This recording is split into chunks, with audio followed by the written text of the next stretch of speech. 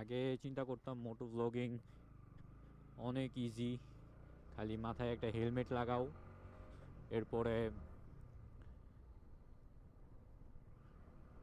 Bike নাও আর ride করো আর video বানাও। কিন্তু আসলে নিজের অভিজ্ঞতা থেকে বলতেছি, মোটো ব্লগিং অনেক ডিফিকাল্ট একটা জিনিস। কারণ মাথার মধ্যে এমনি হেলমেটের ওজন হচ্ছে প্রায় 1400-1500 গ্রাম, আবার এর উপরে ক্যামেরার ওজন আছে।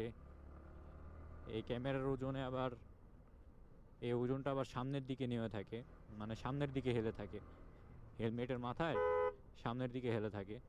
তো